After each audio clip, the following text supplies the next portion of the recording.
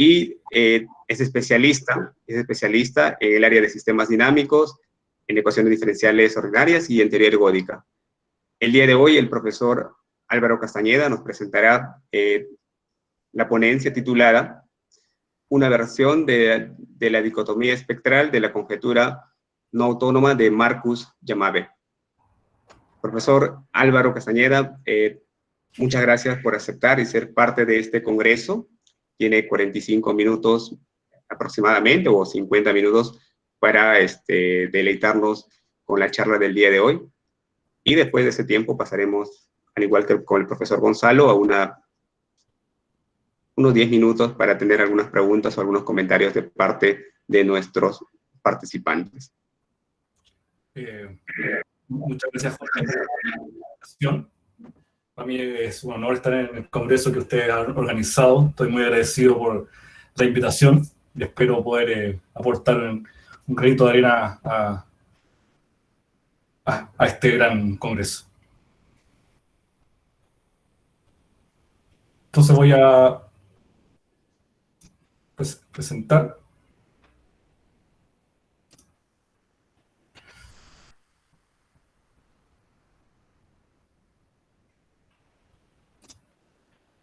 Entonces,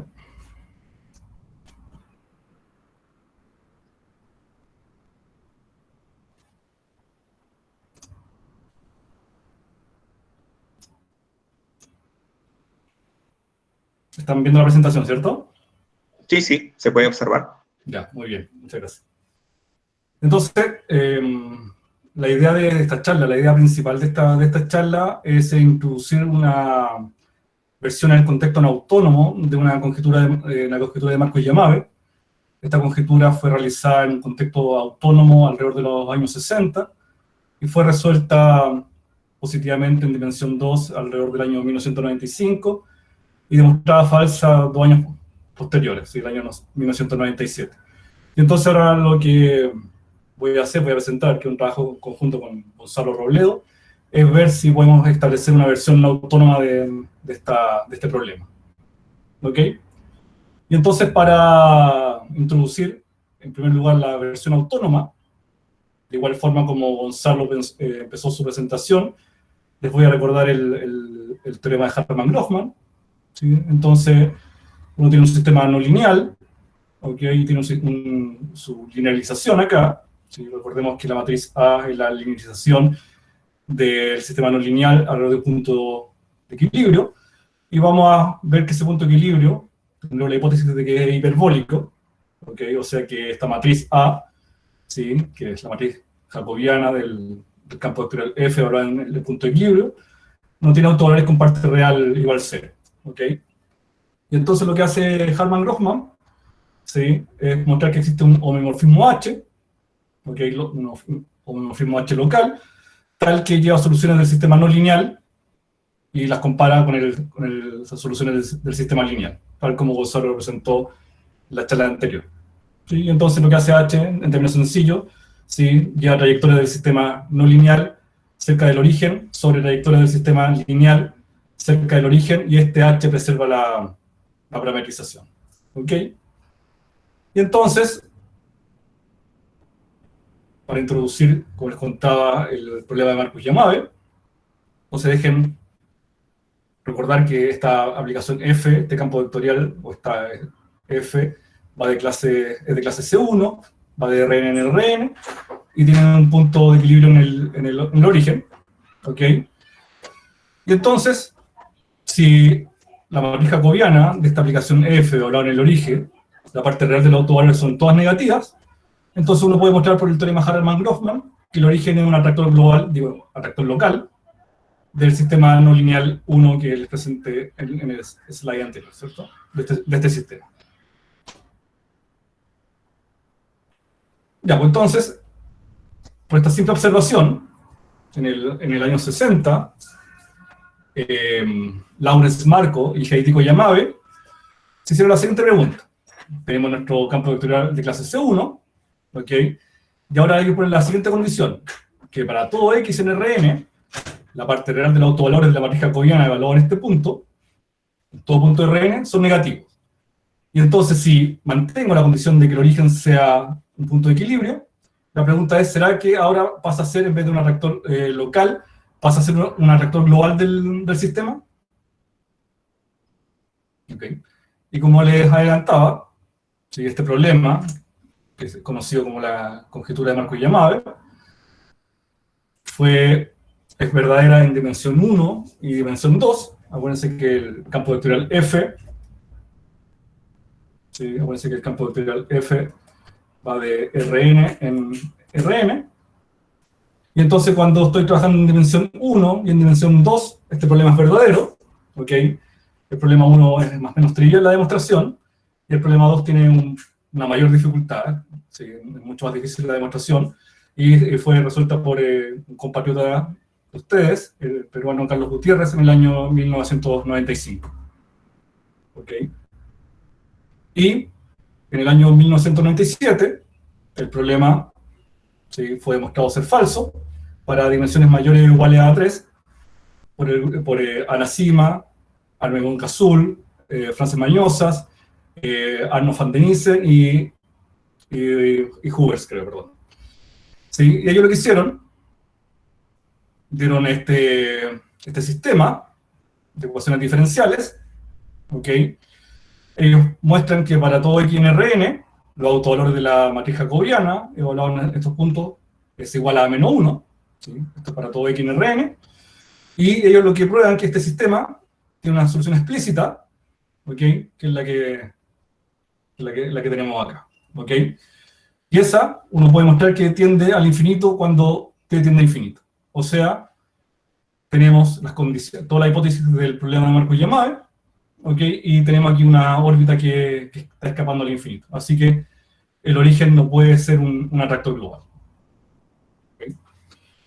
Bueno, entonces, antes de pasar a la versión autónoma, este sistema me da una excusa para hablarles de quizás algo que a mí, bueno, por lo menos me interesa mucho, me ha captado mi atención este último tiempo.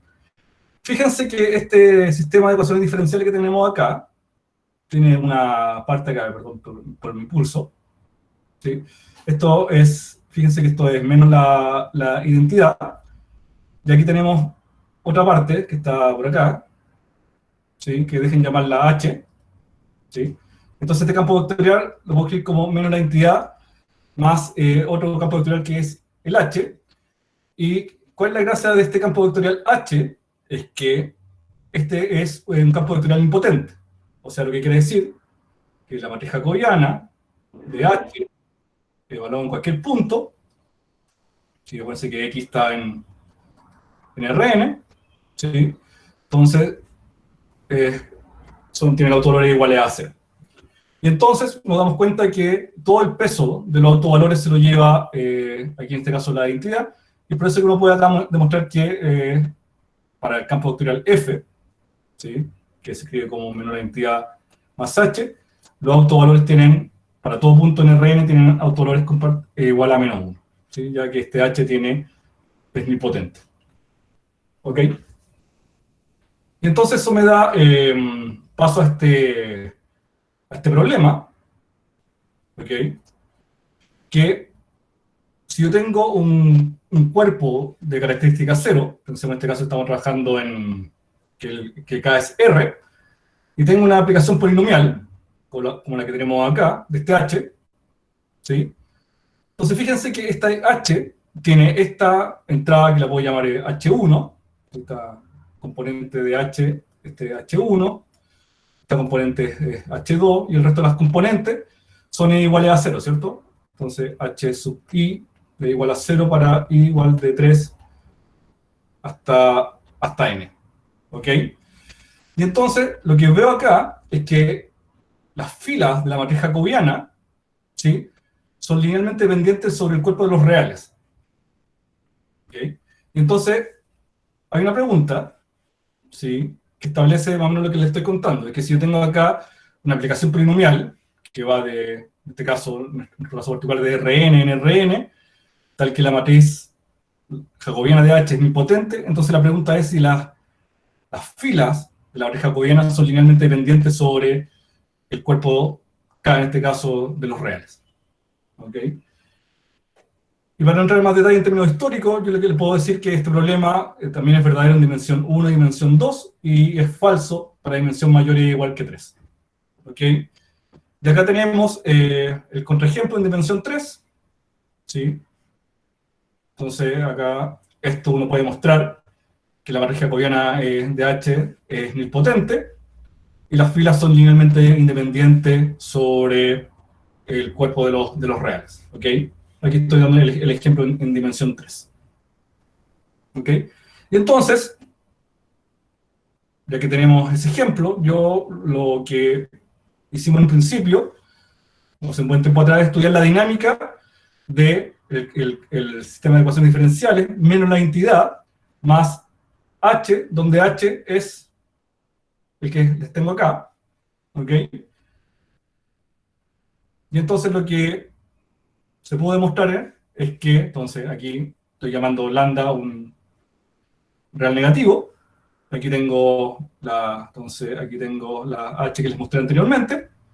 Y entonces en términos dinámicos uno también puede mostrar que el origen acá tampoco es una reactor global.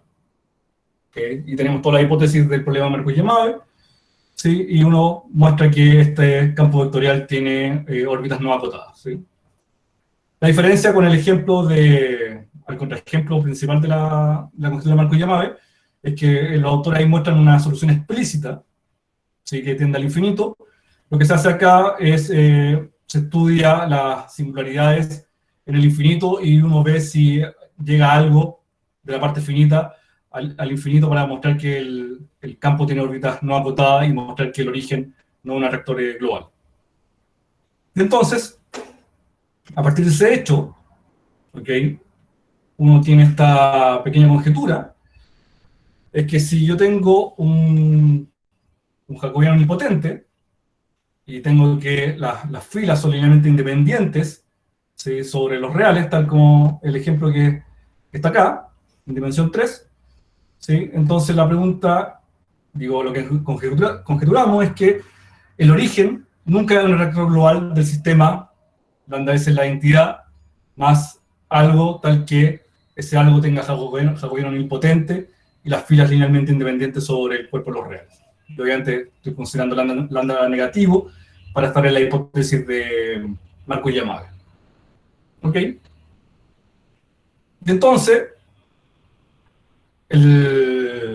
para poder estudiar esta conjetura está hecha para cualquier dimensión, ¿sí? Mayor o igual que 3. Entonces, la idea es poder clasificar, asociado a este problema, es poder clasificar en cualquier dimensión las aplicaciones H, tal que tengan jacobiano nilpotente, y las filas linealmente independientes sobre el cuerpo de los reales. ¿Ok? Un primer avance en esta clasificación lo dio Chamberlain y Van Denissen en el año 2006, donde clasificaron este tipo de aplicaciones H. ¿Sí? Fíjense, dejen volver un poco al H del contraejemplo, a este problema de la dependencia generalizada. Fíjense que aquí tengo esta primera coordenada, el H1, ¿sí? Solamente depende de X e Y, ¿cierto? La segunda coordenada depende de X, Y y Z. Y esta tercera coordenada, fíjense que es exactamente la primera, pero elevado al cuadrado. ¿Ok? Es exactamente lo que hace Chamberlain y Van Denissen. Ellos clasifican la aplicación de H tal que la primera coordenada depende solamente de X e Y, la segunda coordenada depende de X, Y y Z, y la última coordenada depende exactamente del U. ¿Ok? Que el mismo ejemplo que teníamos, este H que les mostré anteriormente. ¿Ok?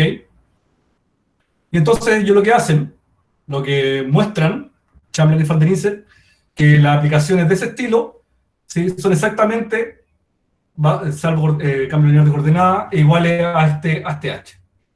¿Ok? Así que este H se puede ver como el representante de todas las aplicaciones que tienen esa forma. Que la primera coordenada depende solamente de X e Y, la segunda coordenada depende de X y Z, y la tercera coordenada depende de la primera coordenada, ¿sí?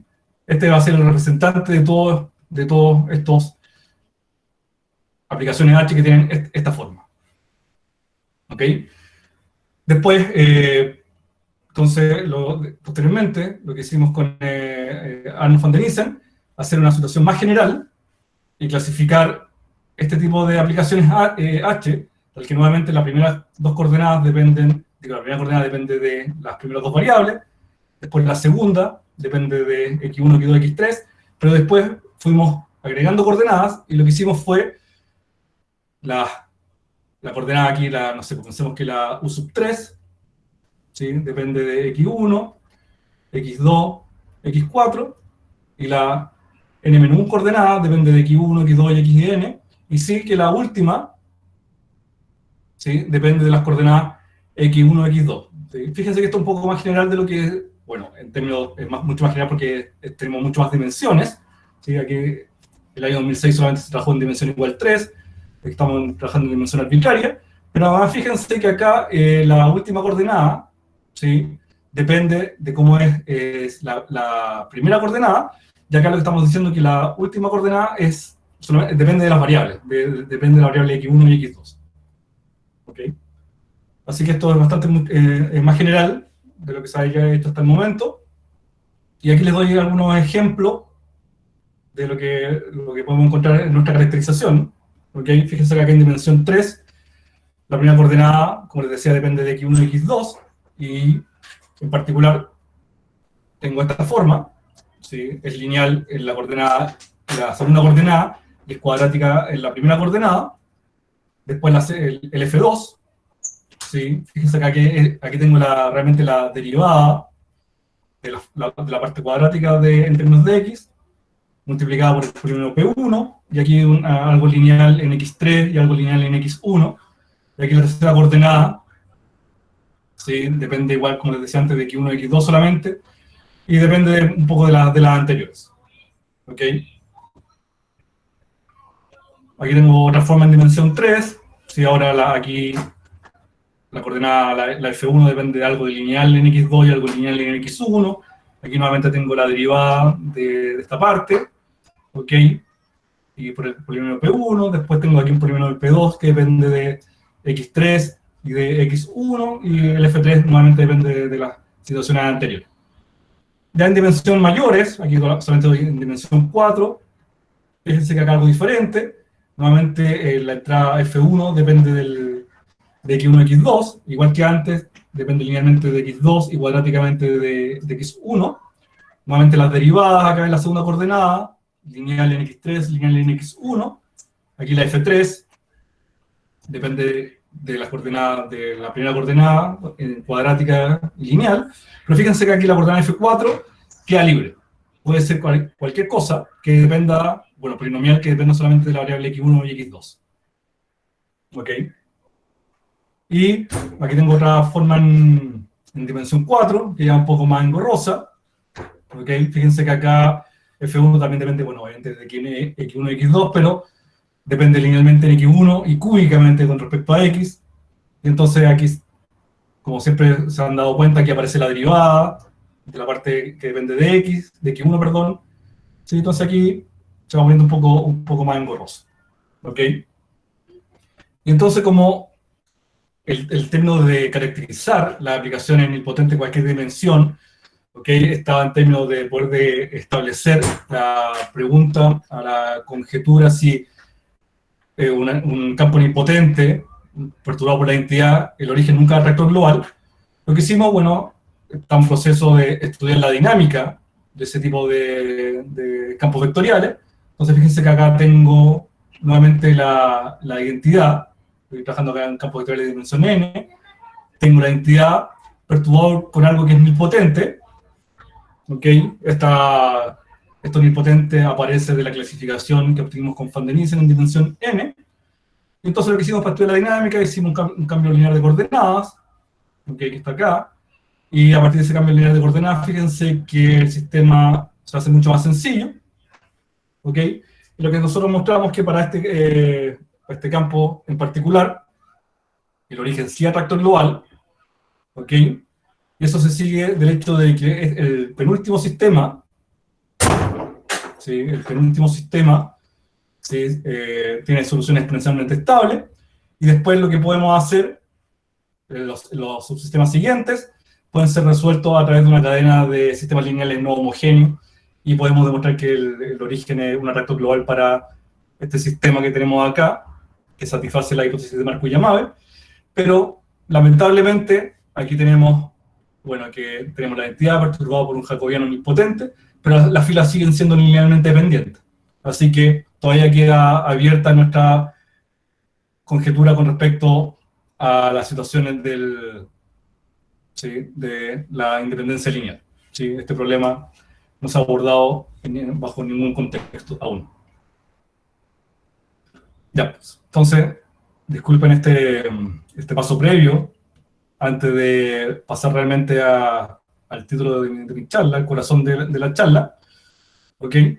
Entonces, recordemos la conjetura para que podamos contextualizar en nuestro ambiente no autónomo. Entonces teníamos un campo vectorial de clase C1, ¿okay? Tal que para cualquier punto en Rn, la parte real de los autovalores de la matriz jacobiana evaluada en ese punto son negativos. Entonces, si el origen era un punto de equilibrio, entonces la pregunta era si el origen es una recta global del sistema. Y entonces la pregunta es, ¿cómo contextualizar en un contexto no autónomo? ¿Ok? Ya, pues entonces, aquí tengo la versión no autónoma. Entonces, fíjense que, igual como lo que trabajó Gonzalo en la primera charla de hoy en la tarde, ¿sí? Ahora tenemos un sistema que depende del tiempo y depende del espacio. ¿Ok? Entonces tenemos la función g, tal que su dominio es los reales positivos, cruce Rn, ¿sí? Entonces aquí tenemos el tiempo, aquí tenemos el espacio, y tenemos que el codominio es Rn. ¿Y cuál va a ser nuestra hipótesis? Acuérdense que en el caso clásico, el campo vectorial era de clase C1, en Rn, o sea, respecto al espacio. Entonces ahora lo que vamos a tener es que la función g va a ser continua con respecto a la variable temporal, y vamos a tener que va a ser de clase C1 con respecto a la variable espacial. ¿Ok? En el caso clásico, teníamos que el origen era un punto de equilibrio. ¿Ok? Ahora lo vamos a tener igual, vamos a tener que la función va a ser igual a 0, si solamente si el punto espacial es igual a 0, y esto es para todo tiempo mayor o igual que 0. ¿Ok? Esta va a ser entonces nuestra única solución, la solución trivial. Esta G3 es una hipótesis nueva que no aparece en el contexto de Marcus-Yamabe clásico. ¿Sí? Entonces lo que voy a colocar acá es una hipótesis técnica, que se la voy a explicar un poco más adelante. Entonces lo que voy a decir es que para cualquier función medible, la matriz jacobiana, ¿sí? va a ser acotada. ¿Ok? Y esta G4 va a imitar, ¿sí? Acuérdense que lo importante en el caso de Marcus-Yamabe era esta condición, que la parte real de los autovalores de la matriz jacobiana fuesen negativos. ¿Ok? Y eso, ¿sí? tiene que ver mucho con el espectro de los autovalores, ¿sí? Entonces cuando estábamos trabajando en el semiplano negativo, nos da que tenemos, bueno, la hipervelocidad restricta a la estabilidad, ¿ok? En términos de lo que habíamos hablado con respecto a Hartmann-Grofman. Entonces, fíjense que ahora, nuevamente voy a dar la condición que para cualquier función medible, tengo que esta familia de sistemas lineales, ¿ok? va a tener el espectro de la dicotomía exponencial satisfaciendo exactamente lo mismo, que está en el semieje real negativo. ¿Ok? Y entonces la pregunta es si la solución trivial es globalmente uniforme asintóticamente estable para el sistema que tenemos acá. ¿Ok? Y entonces, Gonzalo ya le había hablado un poco de lo que significa este concepto de la dicotomía, que emula ¿sí? el concepto de hipervelocidad en el caso clásico, en el caso autónomo. Y entonces aquí tratamos de emular la condición de la parte real de los autovalores, el caso clásico de la conjetura de Marcus-Yamabe, ¿sí? La que tengo acá subrayada. Y entonces, disculpen, sí, entonces aquí tenemos por lo menos explícitamente cómo debería ser la versión no autónoma de la conjetura de Markov-Yamabe. ¿Ok? Ya, pues, entonces, algunos ingredientes, ¿sí? Entonces, el sistema lineal, ¿sí? Entonces, no quiero recordar lo que era la dicotomía, así que ya Gonzalo lo hizo, pero dejen recordar la dicotomía, en este caso, la dicotomía exponencial, que es la versión uniforme de lo que hablábamos anteriormente, que era la situación no uniforme. Entonces, tenemos un sistema lineal, ¿sí? Entonces, vamos a decir que este sistema lineal tiene la propiedad de dicotomía exponencial sobre un subconjunto de los reales. Si existe un proyector, y constantes, una constante k mayor igual que 1 y alfa mayor que 0, tal que la matriz fundamental del sistema 1, digo, del sistema lineal, perdón, verifica este splitting, lo que habló Gonzalo, ¿sí? Entonces, esta primera desigualdad, ¿sí?, establece, ¿sí?, las soluciones estables, y esta segunda tiene las soluciones inestables. Entonces, lo que está haciendo acá, realmente la dicotomía está estableciendo un splitting entre variedad estable y variedad inestable, que es el análogo a lo que hace la hiperbolicidad en contexto autónomo. ¿Ok? Y entonces, en la conjetura de Markov-Yamabe, ahora hablamos aquí de un espectro, ¿sí?, de la dicotomía exponencial. Entonces, definamos lo que significa eso. Entonces, vamos a decir que el espectro de la dicotomía exponencial asociada al sistema 8, el sistema lineal, va a ser este conjunto, que son los lambda en los reales, tal que el sistema lineal, ¿sí?, con un cierto shift perturbado por la identidad, no tiene la dicotomía exponencial sobre el subintervalo que estamos trabajando. ¿Ok? Entonces aquí hay algunas observaciones importantes. ¿Sí? Entonces notemos que el sistema lineal tiene la dicotomía exponencial sobre un subintervalo de los reales, si solamente si el 0 no pertenece al espectro, ¿ok?, al espectro que acabo de definir anteriormente, lo cual esto sugiere considerar que la dicotomía exponencial es una generalización de la propiedad de hiperbolicidad al contexto no autónomo. ¿Ok? Acuérdense que cuando hablamos de Hartman-Grossman, la primera slide, nosotros decíamos, una de las hipótesis era que el 0 tenía que ser un punto de equilibrio hiperbólico, o sea que la matriz jacobiana, evaluada en este punto hiperbólico, no tenía autovalores con parte real igual a 0. ¿Sí? Que es más o menos lo que está sucediendo acá. ¿Ok? Fíjense que acá aparece el acotamiento de la matriz A, que un poco lo que les quiero recordar es esta hipótesis G3, ¿sí? Y para cualquier función medible, la matriz jacobiana, ¿sí?, que esto es algo, ¿sí?, va a ser acotada. Lo que quiere decir eso, en términos de nuestro espectro, es lo siguiente, es que se puede demostrar, es que si esta matriz es acotada sobre J, entonces el espectro se puede escribir como esta unión finita de intervalos compactos de R, ¿sí?, donde L cursiva es menor o igual a la dimensión donde nosotros estamos trabajando. ¿Sí? Estos intervalos son conocidos como los intervalos espectrales, y interesante darse cuenta, entonces, que este intervalo, digo, este espectro, puede ser visto como una generalización del espectro de los autovalores, que es lo que le hablaba anteriormente, dado que los intervalos espectrales juegan el rol de la parte real de los autovalores. Así que, al parecer, nuestra interpretación, o nuestra versión de la Markov-Yamabe no autónomo, está bien establecida. ¿Ok?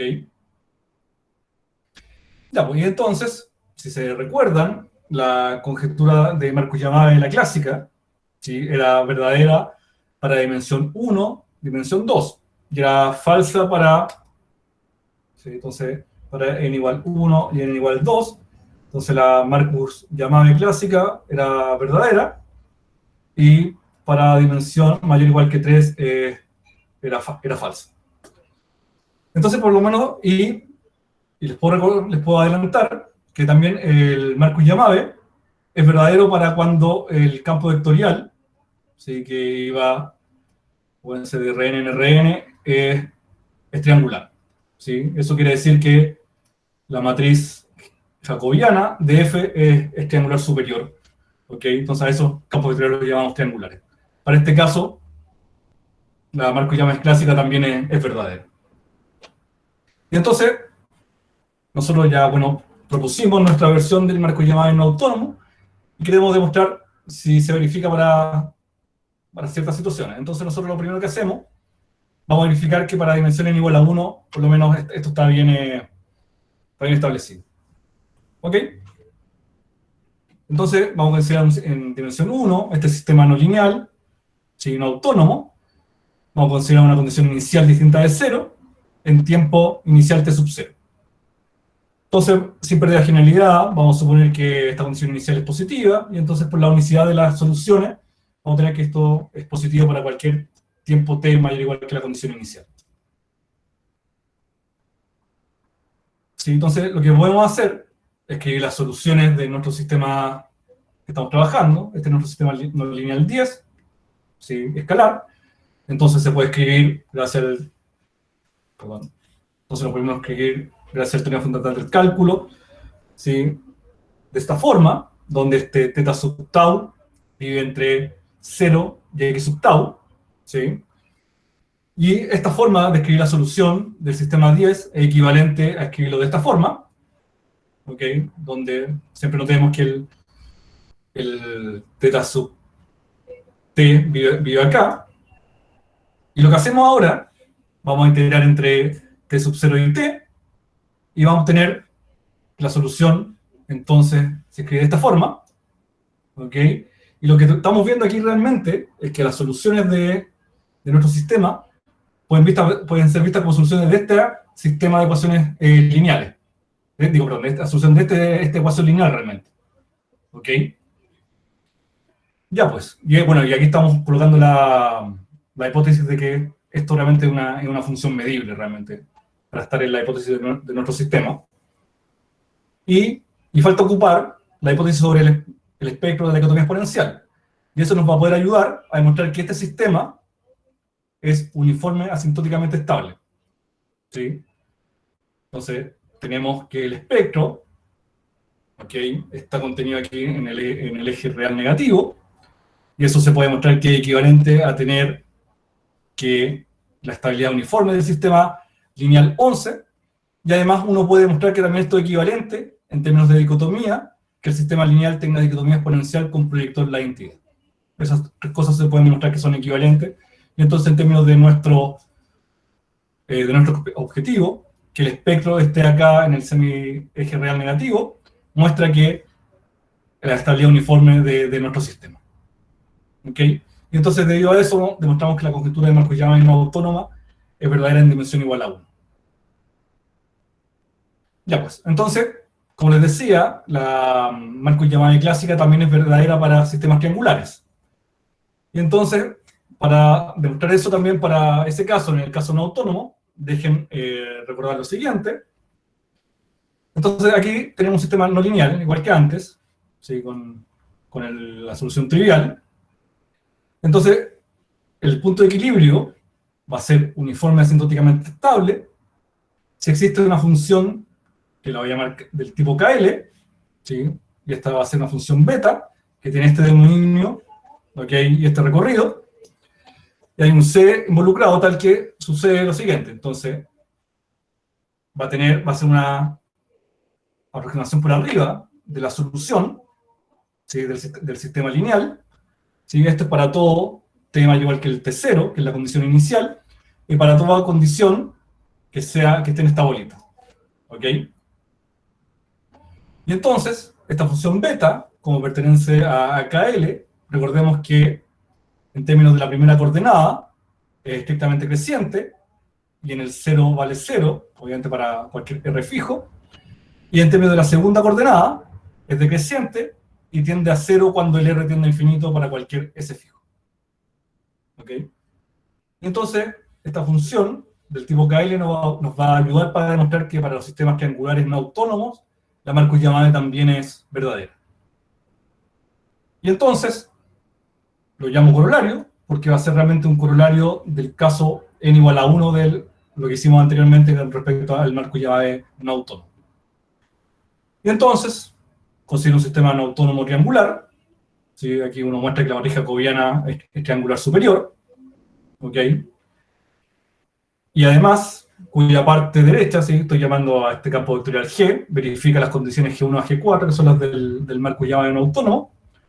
Entonces lo que nosotros queremos demostrar es que la solución trivial de este triangular es globalmente uniforme asintóticamente estable. ¿Ok? Ya, pues entonces, veamos qué sucede. Acuérdense que la hipótesis G4 tenía que ver con respecto al espectro de la dicotomía exponencial. ¿Sí? Entonces, para cualquier familia de funciones medibles, ¿sí? La estoy indexando acá con el índice I, con I igual de 1 hasta n, se sigue que este espectro está contenido en este intervalo, ¿sí? Que es el eje real negativo, semieje real negativo. Y entonces, como la matriz es triangular, se puede definir de esta forma. ¿Ok? Va a ser 0 si L es mayor que J, y aquí tenemos el resto de las derivas parciales, cuando L es menor o igual que J. Ya, pues entonces, para simplificar la visualización de la demostración, dejen que llamen en el caso planar, ¿ok? Triangular planar, y entonces, como les decía, tengo que la matriz jacobiana, ¿sí? Es triangular superior, y entonces la puedo escribir como la unión, ¿sí? De este espectro, la derivada de f con respecto a x con respecto a la variable t1, t2, y como triangular va a ser, ahora la otra entrada, la diagonal, es la derivada con respecto a la segunda variable, ¿cierto? Teta sub 2. Y fíjense que esto, yo puedo hacer esta igualdad, y es porque estoy trabajando en R+. Es una cosa bien sutil, porque esta igualdad, si estuviéramos trabajando en R, no se establece. Esto es una cosa bien particular de los sistemas no autónomos. Y hay bibliografías con respecto a los trabajos del espectro y su soporte en los sistemas diagonales. ¿Okay? Así que esta igualdad solamente la puedo establecer cuando estoy trabajando en R+. ¿Okay? Ya, pues entonces, sigo trabajando con la hipótesis G4. Bueno, aquí se me olvidó decir que la hipótesis G3 del acotamiento también me ayuda a esta igualdad. ¿Ok? ¿Sí? Y entonces, la hipótesis G4, que tiene que ver con el espectro, entonces, como tengo esta unión, y esto yo sé que está contenido en el intervalo menos infinito, ¿cierto? 0, entonces, como tengo esta igualdad, yo tengo que este pedazo de espectro está acá, en el mismo subconjunto de menos infinito a 0, y también esta otra está acá. ¿Ok? Está contenida en menos infinito a 0. Y eso para cualquier función medible, gamma sub i con i, en este caso, como estoy trabajando planarmente, tengo 3 entradas, gamma 1, gamma 2 y gamma 3. ¿Ok? Ya, pues entonces, dejen llamar x, t y t la solución del sistema 11, que era, acuérdense que era el planar triangular, que pasan por las condiciones iniciales x0 y 0 en tiempo t sub 0. Entonces el teorema 1, acuérdense que era el marco llamado autónomo en dimensión 1, combinado con 13, ¿sí? ¿Sí? Bueno, aquí realmente me equivoqué, este no es 13, sino que es 14. ¿Okay? Combinado con 14, lo que me dice que el espectro está acá, y acuérdense que les dije anteriormente que esto era equivalente a la estabilidad uniforme del sistema lineal. Entonces, lo que tengo acá, que el teorema 1 combinado con la estabilidad, bueno, con el espectro realmente, con la condición de este espectro, nos dice que el origen es globalmente uniforme asintóticamente estable de este sistema, ¿ok? Y, como les decía antes, tengo una caracterización entonces en términos de las funciones KL, y entonces yo sé que voy a tener aquí que la I sub t va a estar dominada por una función KL que la voy a llamar beta sub 2. ¿Ok? Y ahora, la componente, ¿sí? La x sub t, la puedo ver como solución de esta ecuación, ¿sí? Con condición inicial x sub 0 en el tiempo t sub 0. Entonces, nuevamente, combinando 1, el teorema 1, que era marco llamado en dimensión 1, combinado con en este caso con 15, ¿ok? Puedo obtener nuevamente que esta solución, como es globalmente uniformemente asintóticamente estable, tiene una dominación por una función KL, que la voy a llamar beta 1, ¿ok?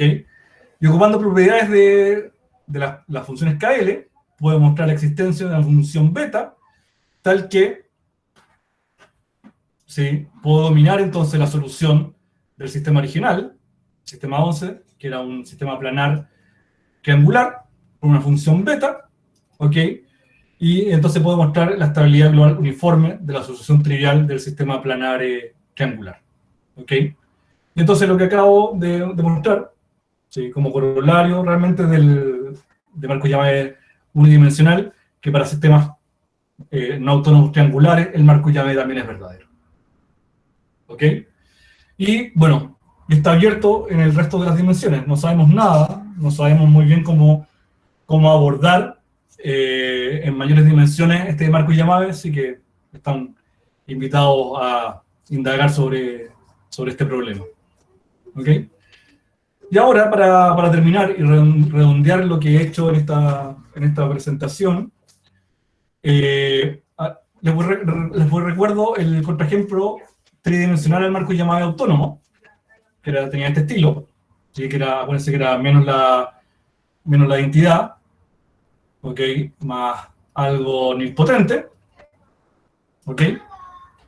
Entonces fíjense que ahora esto se puede generalizar fácilmente en una cosa de este estilo, ¿sí? Donde lambda es negativo, y está A y B son polinomios que dependen de la última coordenada. Entonces esto sigue manteniendo las propiedades que lo puedo escribir como la identidad más algo nilpotente. Así que esto satisface la hipótesis de Marcus-Yamabe. Y solamente fíjense que aquí esta componente x más y z está al cuadrado. Acuérdense que aquí habían soluciones que tendían al más infinito, ¿sí? Asintóticamente. ¿Ok? Y entonces, aquí, fíjense que esta componente que tengo acá es de grado 1, ¿no? No es cuadrática. ¿Ok? Y entonces, usando herramientas de dinámica no autónoma, yo puedo demostrar que este sistema tiene el origen como atractor global. ¿Ok? Entonces dejen llamar a esto como un ejemplo híbrido del Marcus-Yamabe, porque vive tanto en el mundo autónomo como en el mundo no autónomo. Entonces fíjense que entonces tengo mi campo vectorial F, ¿sí? Que se escribe como lo que les decía, lambda es la identidad con lambda negativo, y este H, el que tenía aquí anteriormente, lo tengo escrito solamente de distinta forma, ¿sí? Y tengo que en 0 vale 0, ¿ok? Entonces yo lo que digo es que existe un sistema lineal no autónomo bidimensional, un punto, el cual tiene dicotomía exponencial con proyector de identidad, ¿sí? En R+, y lo que les digo además es que el espectro de este sistema lineal, ¿sí? Es igual a lambda, acuérdense que lambda es negativo, y aún más, lo que les decía anteriormente, puedo demostrar que el sistema regional, el F, que es realmente autónomo, ¿sí? Tiene al origen como un atractor global. Chuta, perdón.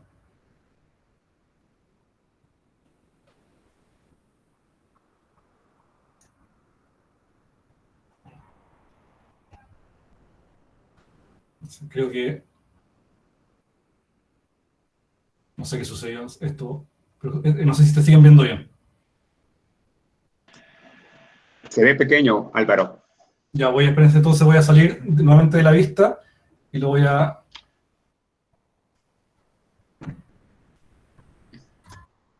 Entonces... Ahí está bien. Ahí está ya. Ya, pues entonces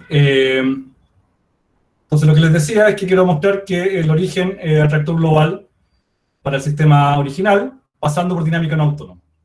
¿Y por qué quiero pasar por dinámica no autónoma?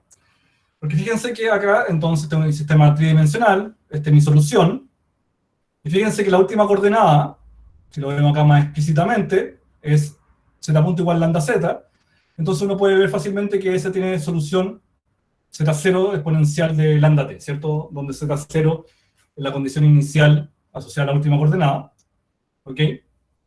Y entonces, voy a considerar, bueno, que el caso z0 se sigue fácilmente, lo que quería demostrar, entonces consideramos el caso z0 distinto de 0, y entonces, ahora estoy parado en un sistema bidimensional no autónomo, que es escrito de esta forma, ¿sí? Donde estas A, B y G mayúsculas, ¿sí? Son las A minúsculas del sistema original, pero que dependen ahora del tiempo, ¿sí? Dependen del tiempo, ya que la solución de la última coordenada tenía esa forma. ¿Ok? Así que estoy realmente en un sistema lineal bidimensional no autónomo. ¿Ok? Entonces, nuevamente, este sistema bidimensional no autónomo lo puedo escribir de esta forma. ¿Ok? Y lo que puedo mostrar fácilmente es que, bueno, esto lo estoy llamando C sub 0, ¿sí? Y entonces puedo mostrar que el C sub 0 de t va a tender a 0, ¿sí? Asintóticamente. Y entonces, lo que podemos ver, ¿sí? En términos generales, es que un sistema de esta forma, lambda veces la identidad, ¿sí? Con lambda negativo, tiene dicotomía exponencial en R+, ¿sí? Con el proyector P igual a identidad, y uno también puede mostrar que ese espectro va a ser, ¿sí? El singleton lambda, ¿ok? Que está contenido en nuestro caso como lambda negativo en este CMG real negativo. ¿Ok? Entonces, vamos a probar que el sistema es uniforme asintóticamente estable y que el espectro es igual a lambda. ¿Ok? Entonces, como podemos ver, como ya vimos, esto ya lo teníamos, y se puede mostrar por herramientas no autónomas, que el proyector va a ser la entidad, y entonces lo que nos queda por demostrar es que el espectro del sistema original C es igual a lambda. Y entonces, acuérdense que la definición del espectro de dicotomía exponencial era el sistema original, ¿sí? Perturbado por la identidad.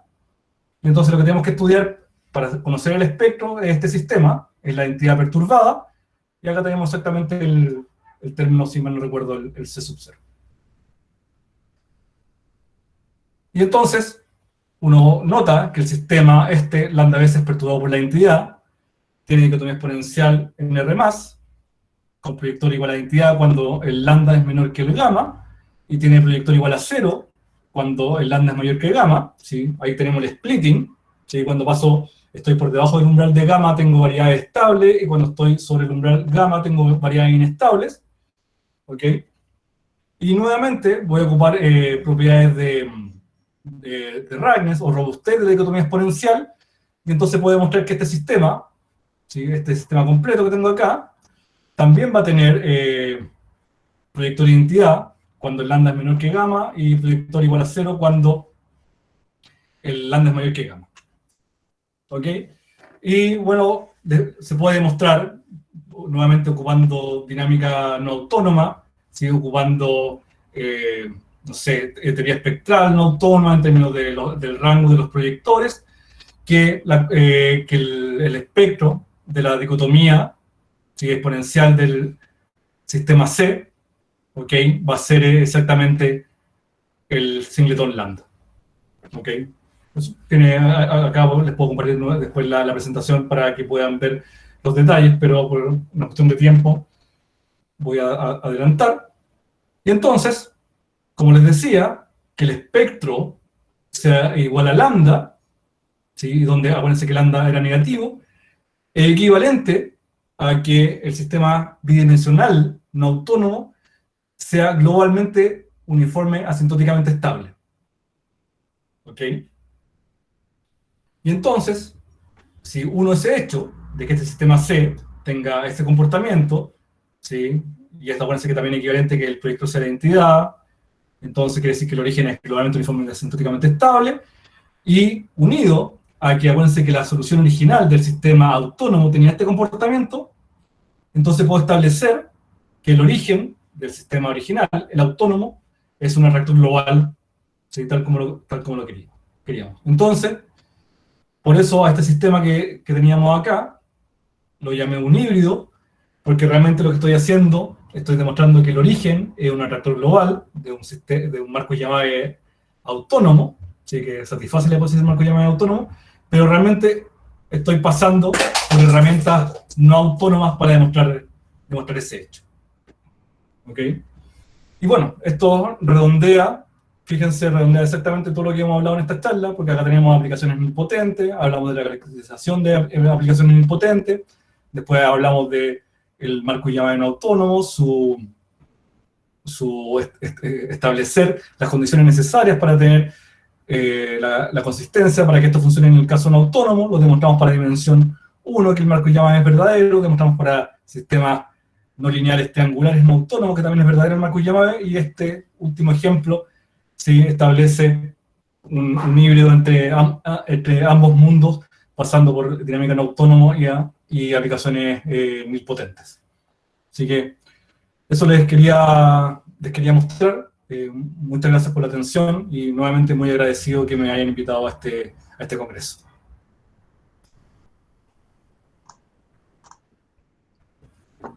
Ok, profesor Álvaro Castañeda, muchas gracias por esta presentación excelente y muy didáctica. Pasemos a la siguiente parte.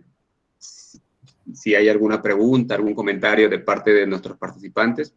En la parte inferior hay una manito que ustedes pueden levantar, por favor, para ser más ordenados con respecto a las preguntas, o también pueden escribir en el chat que el profesor Álvaro Castañeda los puede leer, o tal vez yo les pueda transmitir la pregunta.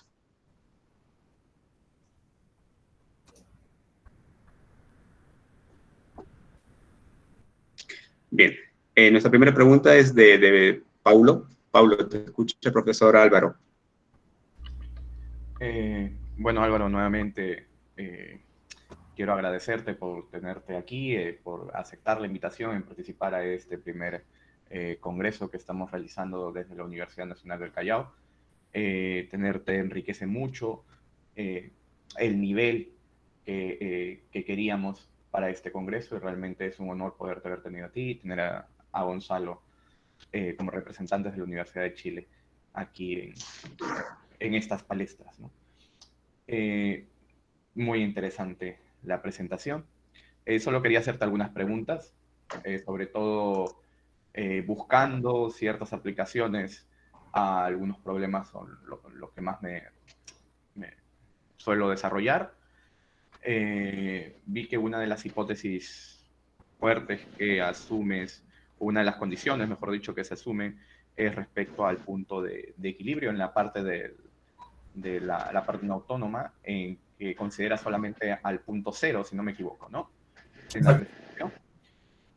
Muchas veces cuando trabajamos en problemas no autónomos y lo perturbamos por fuerzas externas, lo estoy hablando ya desde un punto de vista, por ejemplo, un modelo SIGRI, yo quiero perturbar la parte de los susceptibles con alguna fuerza externa, no sé, QDT.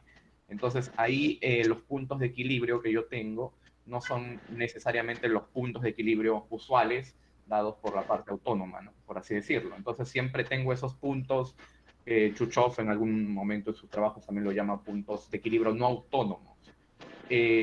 ¿Han intentado o hay alguna versión donde no solo se considera el punto de equilibrio cero, sino puntos de equilibrio no autónomos?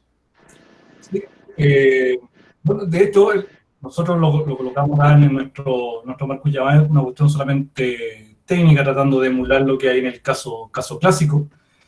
Pero en el caso no autónomo, claro, los puntos de equilibrio realmente uno los puede hacer notar como son las soluciones acotadas del sistema, y que a priori no necesariamente son únicas, ¿sí? Entonces, como tú antes de la disertación de Gonzalo preguntaste por el comportamiento heteroclínico, claro, esto es una pregunta que también se da en el caso no autónomo, y yo creo que recién se está estableciendo este trabajo de cómo hacer dinámica teniendo cosas heteroclínicas, ¿sí? Cómo pasar de una solución acotada en otra solución, solución acotada en otra solución acotada. Y lo que decía, nosotros lo colocamos por una cuestión técnica nomás en nuestro problema, pero en situaciones más generales, en el caso no autónomo, no necesariamente hay una única solución dando vuelta. Claro, más lo veo por la parte aplicativa, que muchas veces cuando vamos a perturbar, por ejemplo, en el caso de, sobre todo en las CDPs, ¿okay? Hago la perturbación no autónoma, muchas veces de la perturbación clásica que se le hace es agregarle una fuerza externa dependiente del tiempo, colocar hipótesis buenas sobre esta fuerza externa, y esos muchas veces generan puntos de equilibrio que no son buenos, por así decirlo, y ahí se pierde el control. Más que nada por eso lo decía. Y lo otro es, ¿hay alguna versión para cuando se coloca el problema? Por ejemplo, que se tengan dimensión infinita, no necesariamente RN. ¿Hay alguna versión así para espacios de Banach, espacios de Hilbert, no sé? Bueno, por lo menos el Marcus Yamabe clásico, en el caso autónomo, hay resultados cuando se trabaja en espacios de Banach, ¿sí? Que es un trabajo, creo, del 2018 de Marco Teixeira, ¿sí? Y sería muy interesante poder trabajar este problema del Marcus Yamabe no autónomo en caso infinito dimensional, ¿sí? Yo creo que debería haber un símil también y poder traducir lo que se hace en este artículo de Teixeira, en el caso autónomo, pasarlo al caso no autónomo infinito dimensional.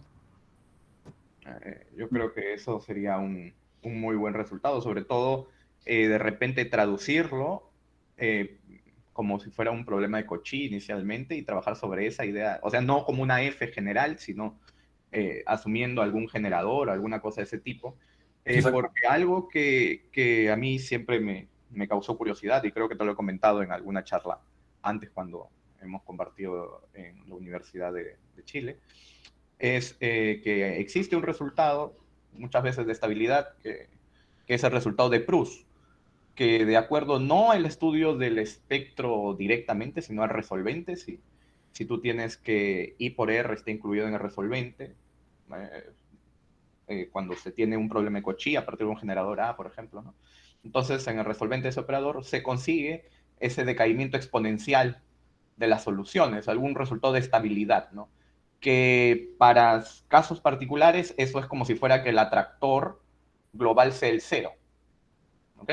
Entonces, este resultado de Proust comúnmente trabaja sobre el resolvente, por así decirlo, pero los resultados que tú presentas trabajan sobre el efecto. Claro. Entonces, de repente se puede ganar ciertas equivalencias o nuevos resultados, ya sea en el ámbito finito dimensional o en el ámbito infinito dimensional, de repente trabajando en lugar del espectro resolvente y viceversa, ¿no? Dependiendo del otro caso.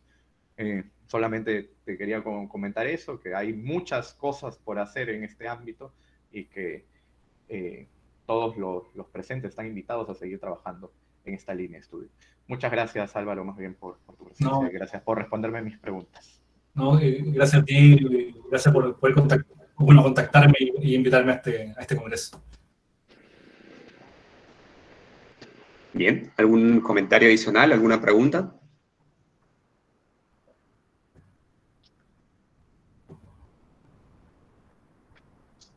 Bien, yo tenía una curiosidad, Álvaro. Si bien es cierto, hay un ejemplo en dimensión 3 para los autónomos, de modo que muestra que esta conjetura no es verdadera.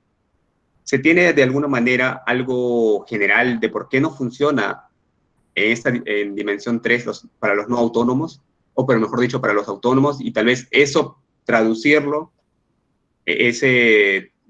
para los no autónomos para poder averiguar si podría darse el caso que esta conjetura de Marcus Yamabe también no funciona en el caso de los no autónomos. No sé si me he dejado entender la pregunta. Sí, no, sí, la pregunta es muy pertinente. Claro, en el caso clásico, en el caso tridimensional, los contraejemplos, todo lo que ellos indican es que el infinito tiene algo que atrae de la parte finita. ¿Okay? Entonces hay órbitas que están escapando al infinito. Y entonces lo que habría que hacer un poco en el sistema no autónomo, ¿sí? Como uno, si se acuerdan un poco de lo que hace Gonzalo en la equivalencia topológica, es lo que hace homomorfismo para cada t fijo.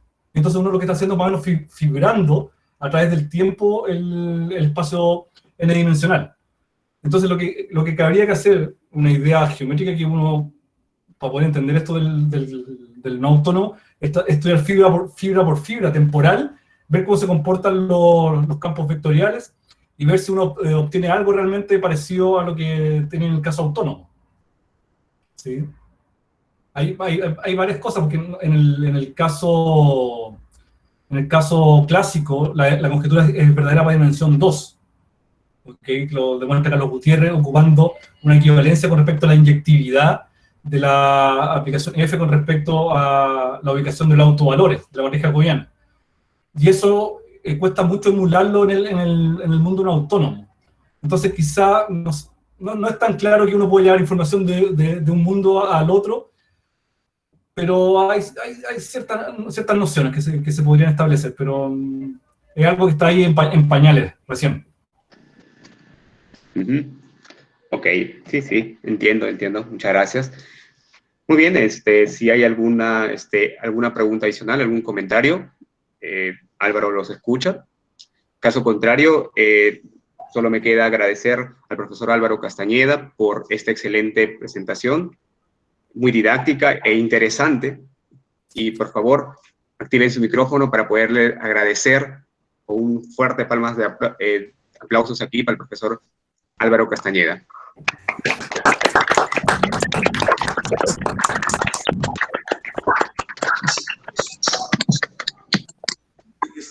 Profesor Álvaro, a nombre de la Universidad Nacional del Callao y a nombre de la comisión organizadora, nuevamente te agradecemos por ser partícipe de este congreso, pues, como dijo Paulo, tenerlos a ustedes, tanto al profesor Álvaro y al profesor Gonzalo, enriquece este tipo de evento. Muchas gracias, profesor Álvaro.